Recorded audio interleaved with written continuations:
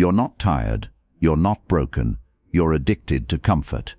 Every time you hit snooze, scroll mindlessly, skip the workout, you're not relaxing, you're surrendering. You were built to carry weight, to feel pressure, to fight, but you've been tricked into chasing ease and calling it peace. It's not peace, it's sedation, and the more comfortable you become, the softer your mind gets. This is a slow death, and most men never wake up from it. But not you. In this video, we're going to expose the 5 lies comfort whispers to weak men and forge the stoic fire that makes you unbreakable. This is not inspiration, it's war. Let's begin. The comfort myth. You deserve to feel good. This idea has been spoon-fed to you since birth. You deserve to feel good. But that sentence is a trap, a beautifully wrapped coffin, and if you believe it, you'll rot with a smile on your face. Look at the world we live in. Uber for food, swipe for sex, dopamine at the tap of a screen. There's a pill for pain, a distraction for discomfort, and applause for softness. And they call this progress. No, it's sedation. And most men are already gone, numb, bloated, overstimulated, lost. Comfort feels good. That's the trick. The trap isn't pain, the trap is pleasure. You get it once, then you crave it, then you need it, then it owns you. Numble sickened as how kings turn into addicts, how warriors turn into watchers. You don't lose your edge in battle, you lose it on the couch. Let me paint it clearly. You wake up, alarm blaring, it's still dark. Your body says no. Your mind whispers, you worked hard yesterday, sleep a little more.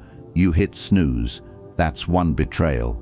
You scroll for 10 minutes, that's 2. You skip the cold shower, make an easy breakfast, tell yourself you'll start strong tomorrow. That's 5 betrayals, and it's not even 8 a.m. You don't fall because of one big decision, you fall because of 1,000 small ones. Because every time you say, I deserve to feel good, you avoid the work that actually makes you feel strong. You trade power for pleasure, and every trade leaves you weaker. Marcus Aurelius wrote, ask yourself at every moment, is this necessary? He wasn't talking about busyness, he was talking about your soul. So I ask you now, is that second bowl of comfort food necessary? That extra episode? That mindless scroll? Is it strengthening you? Or is it softening you, quietly, silently, while you lie to yourself? Comfort is not peace, it's rot. And here's the most dangerous part. It always comes wrapped in self-care. Be gentle with yourself. You're human. You deserve it. These aren't encouragements. They're sedatives. And too many men have overdosed. You think discipline is harsh. You think pushing through pain is cruel. Try living with the man you could have been, while the one you are looks away from mirrors. Epictetus said, freedom is the only worthy goal in life. It is won by disregarding things that lie beyond our control. Comfort trains you to cling to what you can't control. Dopamine, emotion, the need to feel good before you act. You become a slave to sensation. You're no longer living, you're reacting. Burn the idea that you deserve to feel good. Replace it with something stronger. I deserve to be useful. I deserve to earn peace, not buy it. I deserve to suffer for what I believe in. If you want to feel good, earn it. Through fire, through friction, through doing what most men won't. Train when you're tired. Work when you're afraid. Speak truth when you're tempted to stay silent. Think of a Roman soldier, waking before dawn, the air cold, armor heavy, blisters on his feet, a war waiting beyond the wall. Do you think he wanted to feel good? No, he wanted to be ready. He wanted to be dangerous. He wanted to be the man others could count on when everything went black. Modern life wants to rob you of that fire, to keep you sedated, smiling, scrolling, numb to your power, comfortable in your cage. Break the cage. Comfort is not your reward.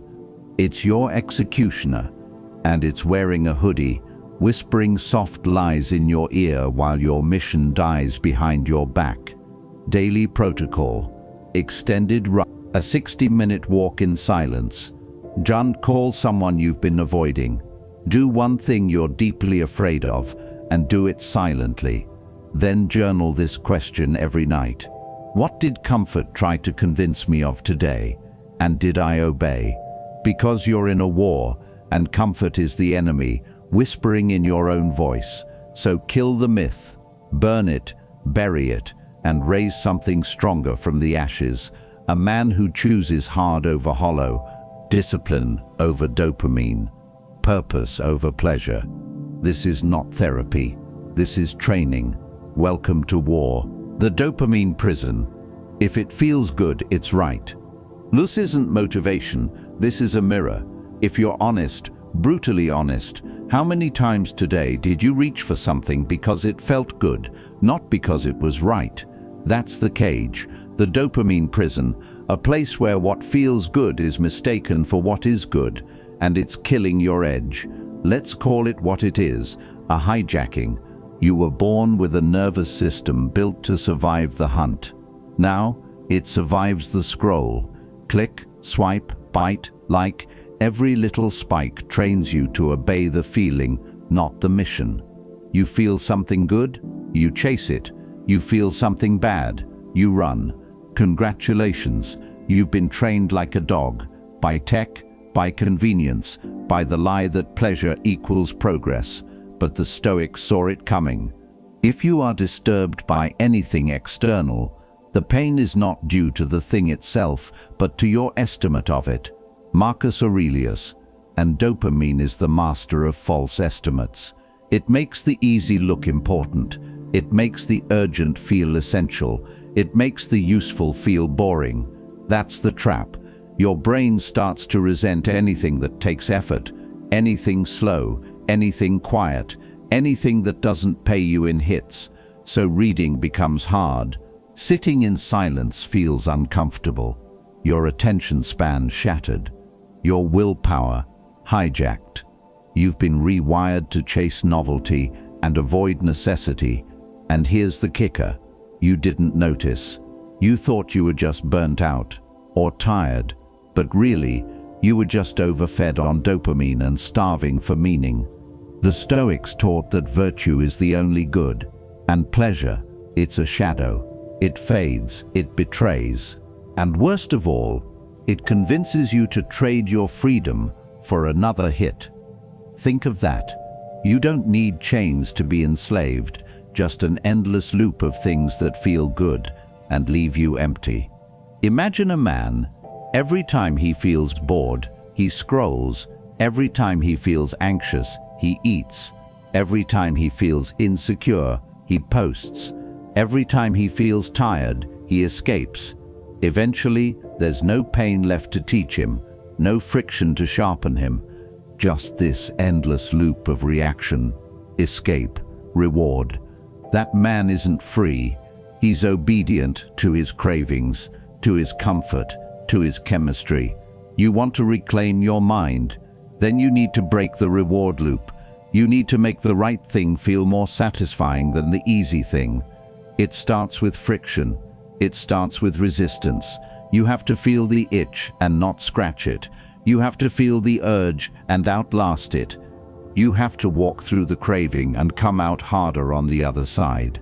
You ever wonder why you can't focus? Why you can't sit still? Why you always need background noise, stimulation, something to keep your mind from just being here? That's dopamine debt. You spent all your focus on garbage. Now you're bankrupt. Epictetus said, "Freedom is the power to control your own mind." Ask yourself, who's in charge right now? Is it your mind or your cravings? Real power is doing the opposite of what your feelings scream for and doing what your conscience commands. That email you've been avoiding, that's the battlefield. That quiet hour with your thoughts, that's the training ground. That uncomfortable conversation, that's the forge. You think dopamine is harmless? Look around. 20-year-olds addicted to porn. 30-year-olds with zero attention span, 40-year-olds chasing meaning through consumption. This is not a minor issue. This is the battlefield for your soul. The man who can delay gratification is the man who will dominate the world, because while everyone else is chasing another hit, he's sharpening his edge. While others scroll, he reads. While others escape, he endures. While others numb, he builds. This doesn't mean never rest. It means earn your rest. Don't use it to escape pain. Use it to recover from war. A Stoic doesn't fear discomfort. He runs toward it, because he knows that every urge resisted is another link broken from the dopamine chain. One day, your urges won't own you. You'll own them. You'll ride them like waves, not drown in them. So break the pattern, delay the hit, feel the urge, and laugh. Then walk straight into the fire. Daily protocol. Rewire the circuit. Rebind the circuit. Dopamine detox windows. Choose 2-4 hours a day. No phone, no stimulation, no cheap pleasure. Just boredom, just you. Let your mind ache, it's healing. 2. Do the boring thing daily. Pick one task you hate and do it. No music, no comfort, no dopamine. Clean the floor, fold laundry, handwrite something, stay present. 3. Sit in silence 10 minutes a day. Just you and your thoughts. No distractions. This isn't meditation. This is confrontation. Face what you usually avoid. 4. Track every craving. Get a pocket notebook. Every time you crave a snack, a scroll, a shortcut, write it down. You'll be shocked how many chains are still on you. 5. Earn it first rule. Before you eat, before you scroll, before you rest, ask, did I earn this? If not, go move, go build, go serve. This is how you escape the dopamine prison.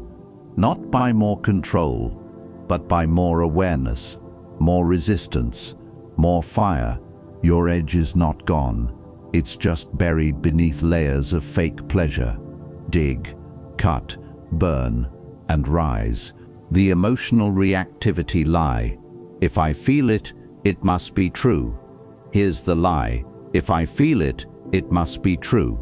And if that lie has infected your mind, it's already cost you more than you know, because feelings don't always tell the truth. They tell you the most convenient story in the most dramatic tone at the worst possible moment. You feel disrespected, so you lash out. You feel insecure, so you shut down. You feel lonely, so you chase the wrong person. You feel fear, so you avoid the challenge. Every time you obey a feeling without testing it, you let the weakest part of you steer the ship. Epictetus warned, don't let the force of the impression carry you away. Say, wait, let me see what you are and what you represent. Translation, don't flinch, don't react, hold the damn line.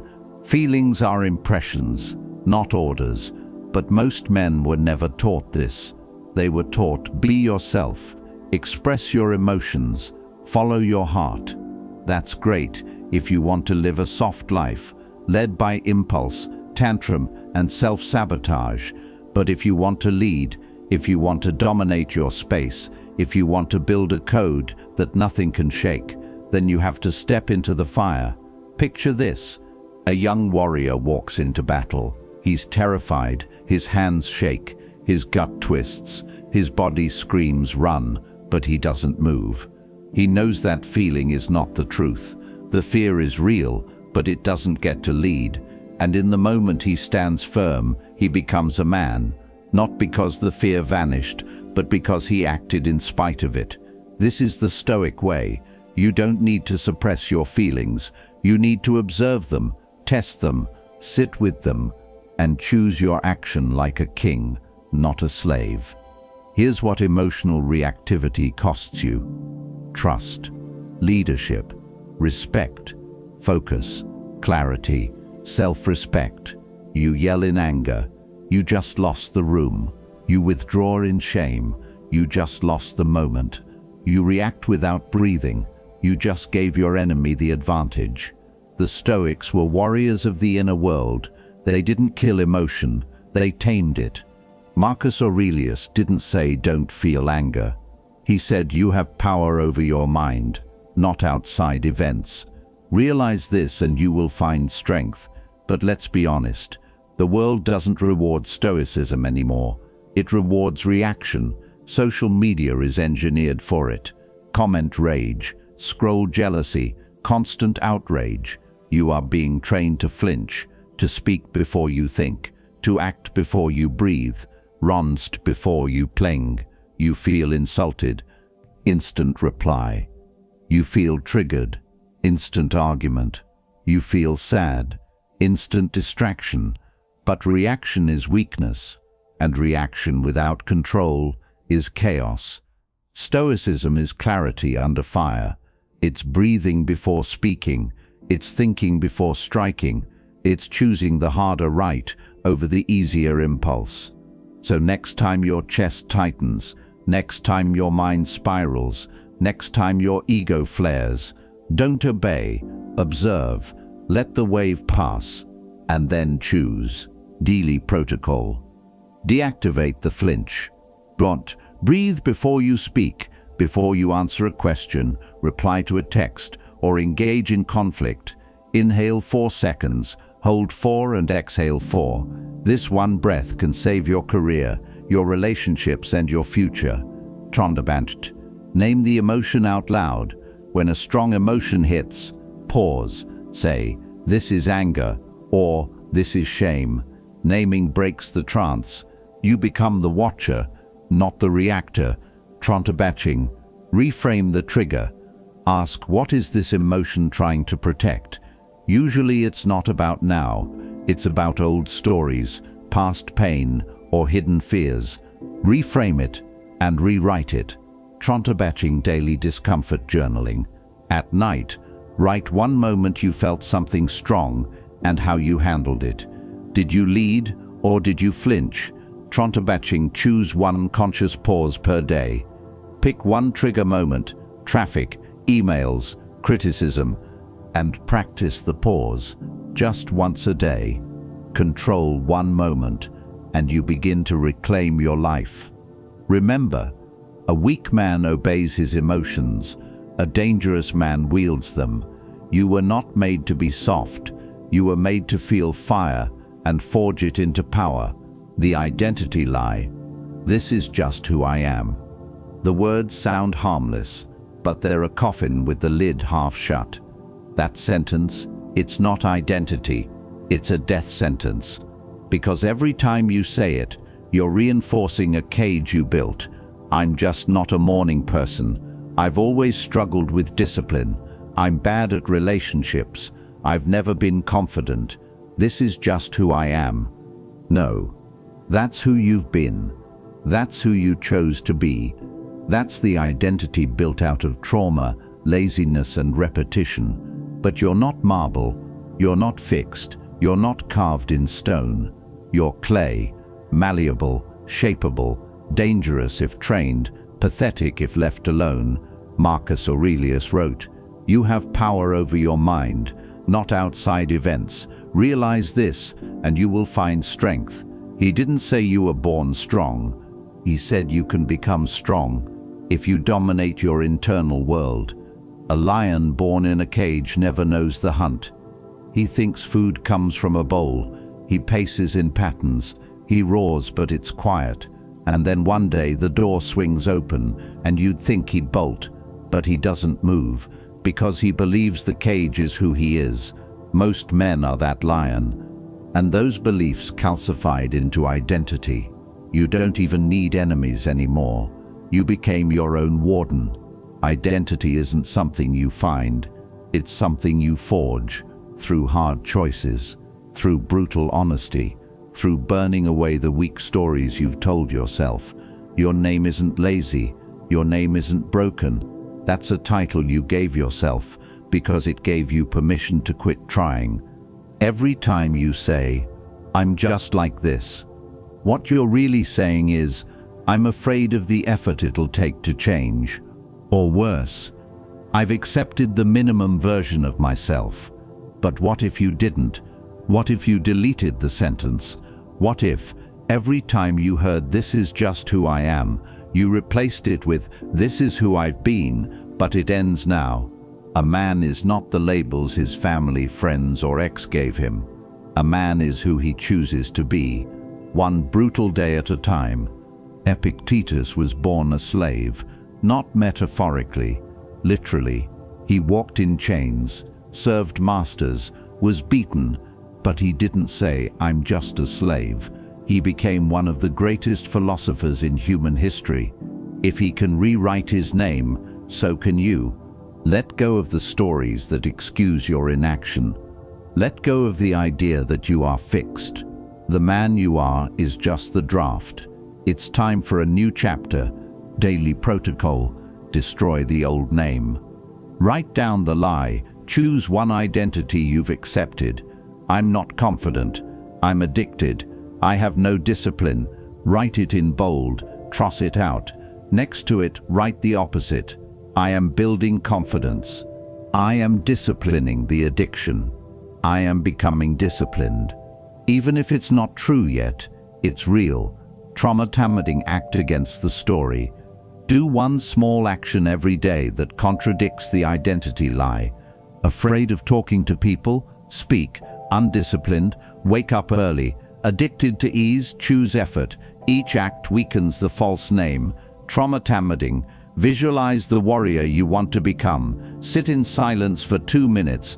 Picture the man you want to be. Feel what he feels. Walk like he walks. That's not fantasy. That's memory, waiting to be written. Talmud Dempics say this out loud before bed. I am not who I was. I am not who they said. I am becoming who I choose to be. Say it like a weapon. Stop calling yourself names that weaken you. Stop building a cage and calling it your nature. You were not born for comfort. You were born to become someone the old you would never recognize. The modern masculinity lie. Somewhere along the way, they convinced you that masculine power is toxic, that being emotional is strength, that being soft is maturity, and a generation of men believed it. They told you to cry more, to be vulnerable, to talk it out, and maybe there's value in that, but not when it replaces action, not when it turns strength into surrender, not when it shames your fire. You are not here to be soft. You are here to be dangerous, but in control. That's Stoicism, not numb, not emotionless, but unshaken. Stoic power is not passivity, it's command. When Marcus Aurelius spoke of control, he didn't mean collapse. When Seneca said, "He who fears death will never do anything worthy of a living man," he didn't say, "Make sure your feelings are validated." He said, "Move, even through fear, even through discomfort, even when your softness screams to stop." You were born with testosterone for a reason, with drive, with hunger. It's not a bug, it's the design. But modern culture has told you, aggression is bad, assertiveness is dangerous, dominance is toxic. So what do men become? Apologetic, anxious, shrinking. It's decay, dressed up in virtue. Controlled fire, that is strength. The man who could explode but channels it into discipline. The man who bleeds in silence and keeps moving. I'm not telling you to be cold, I'm telling you to be sharp. Let your pain become precision. Let your story build spine. Let them call you too intense, too focused, too direct. That's fine, because boys are taught to be liked, but men are taught to stand alone if they must. And don't get it twisted. This isn't about being heartless. It's about being anchored. You're allowed to feel, but you don't follow your feelings. You command them. Epictetus said, "No man is free who is not master of himself." Freedom isn't crying on command. Freedom is knowing when to roar, when to stay silent, and when to strike. Start with controlled fire. Challenge 3 rules. no complaining, for 24 hours. Catch yourself mid-sentence. Replace it with action. Do one thing aggressively, with full focus. Train, speak, move, own it fully. No passive behavior, no scrolling, no hesitation, no watching life pass. And tonight, journal this. Where have I been told to be soft, and where do I need to be sharp? Your softness didn't save you. It stole your edge. Let it go. Reclaim the fire. The man you're becoming doesn't apologize for his strength. The return to fire. Most men don't need more comfort. They need more fire. The system is rigged to sedate you. Easy dopamine, endless scrolling, quick validation. Every button is built to make you weaker. But something in you refuses, something ancient, stoic, warrior-born. You need to remember that pain is the path. Seneca said, "Difficulties strengthen the mind, as labor does the body, not therapy, not comfort, not another podcast episode on mindfulness. Labor, struggle, force. This is not self-help. This is self-forging. You're not fragile. You're just untrained. But that changes now. Welcome back to the fire. Every discipline, every act of restraint, every time you deny the urge, push when you feel weak. Hold the line instead of collapsing. You are rebuilding yourself. Block by block, scar by scar, you are becoming anti-fragile. Not numb, not dead inside, but indestructible, stoic. Let's be real, the world won't stop testing you. It doesn't care about your trauma, your past, your sensitivity. It only respects one thing: power under control, real masculinity. The men who win are not the ones who feel the most. They're the ones who can carry it all without flinching, without folding. They walk into fire and smile because they know this pain. This is the forge. Marcus Aurelius trained his mind every day, wrote to himself, not for glory, but for clarity. He was surrounded by chaos, betrayal, war, but he returned to the same place: stillness, fire without noise, command without complaint. And you can do the same. Every day, return to the fire, choose the difficult, embrace the resistance. Do what feels wrong to your comfort and right to your core. Daily protocol, the Stoic battle plan. These are the rituals of anti-fragility. Do them, relentlessly. No excuses. Maidumashal, cold shower. Naidin Toff, speak the truth, even when it's hard. Train until you want to quit, then do one more set.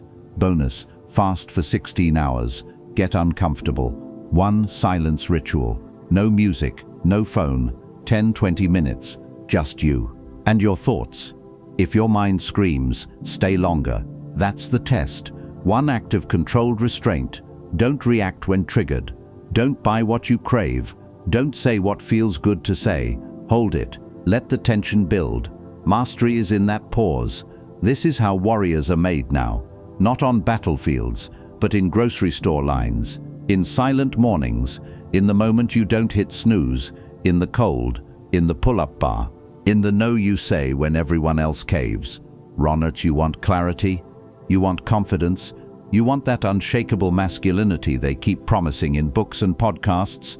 You don't read about it, you live it. Ronert, you return to fire. Every damn day. Anti-fragility doesn't mean emotionless. It means you cannot be broken. Tested? Yes. Stretched? Yes. But broken? Never again. You're not a victim. You're not fragile. You're fire. And starting today, you return to that fire again and again until your soul glows red-hot with unshakable discipline. The war doesn't end here. Le Blood, if you've made it this far, you already know what most men will never admit: that you've been lied to, that comfort has weakened you, that you've spent years waiting to feel ready, but readiness never comes, only resistance. And if you've been paying attention, you now know resistance is the signal, the path, the truth. So what now? You walk out of this video into the same world, but with a different mind. You don't wait to feel like it. You don't ask permission. You move, pop coming. Fear won't stop whispering, but you stop negotiating. You become the man who answers fear with fire, who replaces softness with self-command, and who no longer chases motivation because he runs on mission. You're not broken, you're not lazy. You were just listening to the wrong voice. Now you speak your own, loud and clear. And if this message hits something inside you, then don't just scroll on. Leave a comment with one word: war.